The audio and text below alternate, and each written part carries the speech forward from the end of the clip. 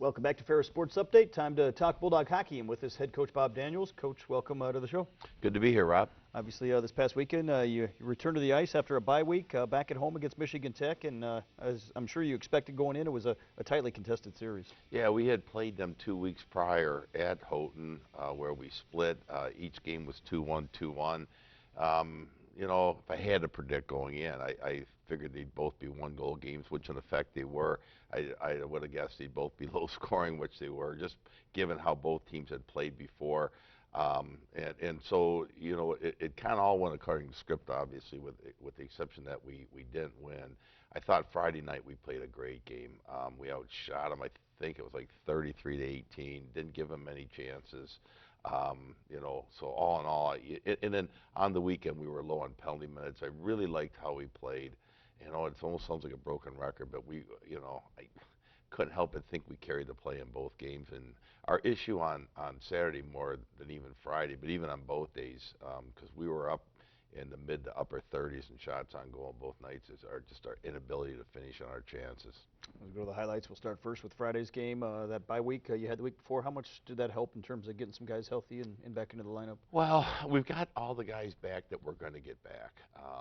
We've got we've got two guys that will not come back, in Lucas Finner with a broken ankle and Ethan Stewart with a broken leg.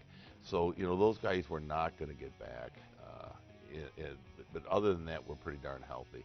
Obviously, here in this first period, we see Michigan Tech with a few shots, but you had a big shot advantage in that opening period. Yeah, we did. I think it was 16-5 in our favor. And, our inability by carrying the play in the first period, our inability to get on the board, particularly, in neither game were we able to get on the board first. And obviously, we didn't get on the board at all in the second game. But, the game we won up there, in all four games we played them now, the team that scored first has won the game. And we just knew how important it was to get on the board first. Obviously, here you guys are fighting to get into the conference tournament. Michigan Tech's a lot on the line and a lot to play for as well. Yeah, they do. And I was really excited about that goal we just scored there. And that came right after they scored to make it 1-1. So, again, we have a chance. There's one I think Roney would like to have back. And we'll see one here in a minute, too, where I think a great back check there by Nate Callan, by the way. But here, that's one squeaks in, and that's at this level you got to have it. We get it to 3-2. We have a couple really good looks here with the goalie pulled late in the game, and we just couldn't get the equalizer. But boy, we played well. How frustrating is that? Maybe when you have that big of a shot advantage and not being able to kind of finish it off there in that opening game. Well, it was frustrating. It's easy as a coach though. You say, okay, we got the effort, we executed our game plan pretty darn well, and so going into the next night's game on Saturday, it wasn't like a lot. It wasn't like you're going, oh my God, where do we start? We just had a bummer of a game. That wasn't the case. We played exceedingly well. So there was just a few things we tweaked, and one of them was trying to find a way to get more pucks past our goaltender, and we wanted to go harder to the net, get a little bit more traffic in front of them, but we were unable to do it.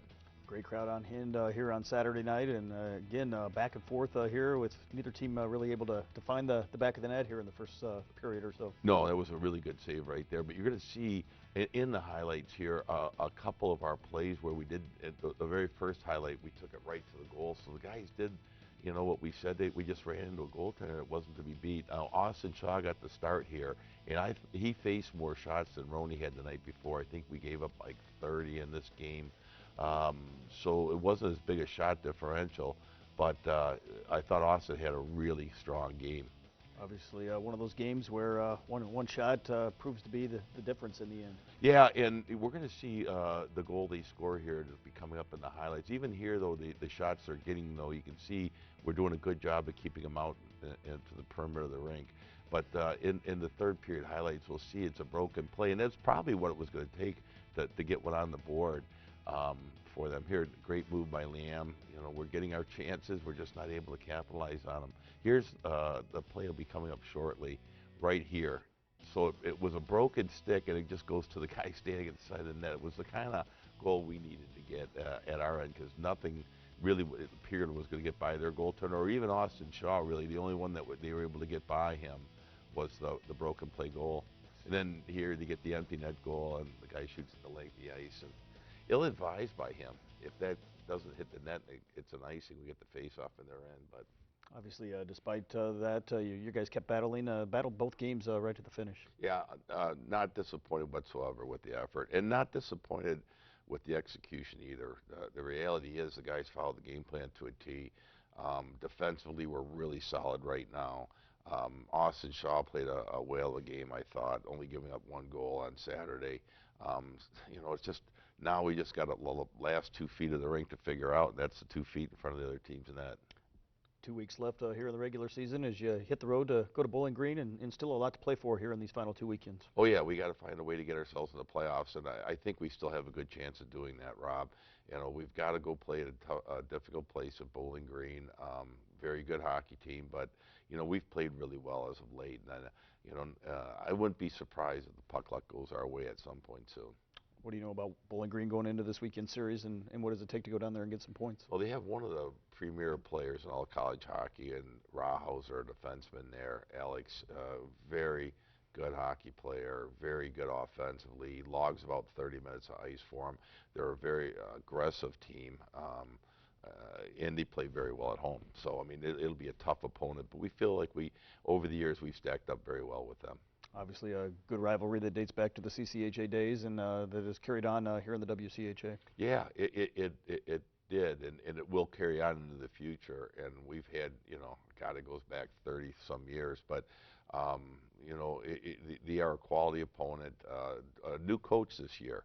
Now, he was an assistant a year ago. Their systems haven't changed much. There's been some tweaking of it, but all in all, they're very similar to what they had in previous years. Bowling Green this weekend, then you come back at home February 28th, 29th against Lake Superior. A chance to celebrate your seniors on that final weekend as well. Yeah, that's right, and that's always a fun thing to do on the Saturday night. Is to celebrate the legacy that they're leaving and the 4 years of hard work they all put in. They're all on track to graduate, so we're excited about that. That's always one of the boxes we want to check off as coaches. We want to make sure these guys graduate, and they've been a great class, and I give them a lot of credit right now because as we're not winning, it's not an easy thing, but they've made, I mean, really, this has been a joy, this team to coach, and it's because of the seniors. They continue to work, and then the rest of the guys follow suit. Well, Coach, best of luck this weekend down in Ohio. Thank you, Rob. We'll be back with more Ferris Sports Update right after this.